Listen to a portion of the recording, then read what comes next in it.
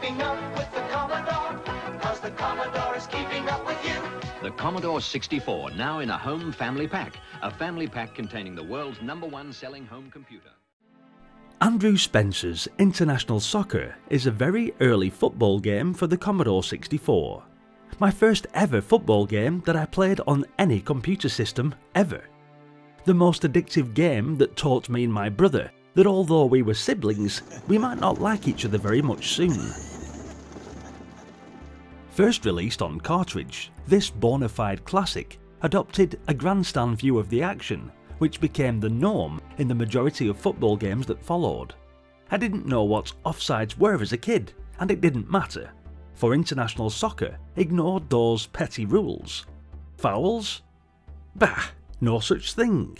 But the addition of the animated crowds, well now, this was a great leap forward for gaming history. When the game first booted, there was a brief screen depicting the developer and publisher. Then it cut straight to the difficulty and colour select, which presented itself as two identical players standing either side of a ball.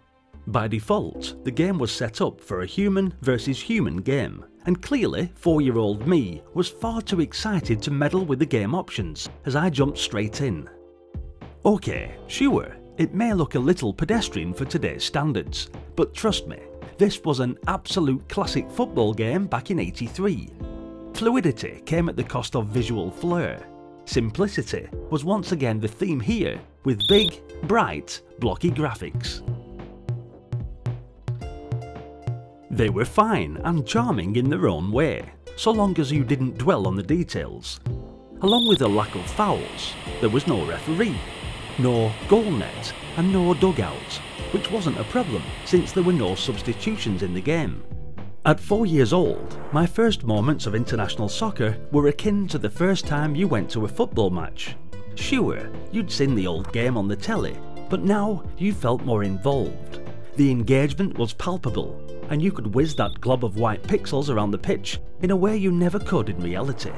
One fire button gave you a single type of kick to pass and shoot.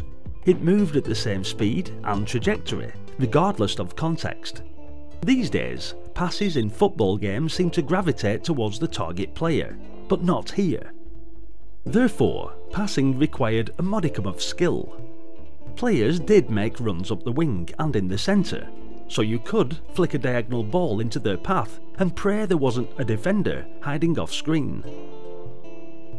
It soon became easier just to dribble through, especially on the lower difficulties.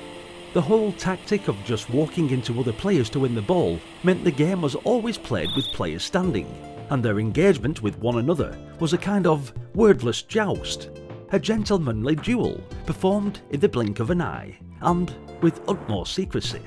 Using the ultimate of sorcery, you could walk half the pitch just bouncing the ball against your head. What skill! Look at this geezer go! Defeats the outfield players, and something akin to one of the bosses you find on Kung Fu Master presents itself: the keeper. Keepers couldn't catch the ball, although they can dive towards it, sort of.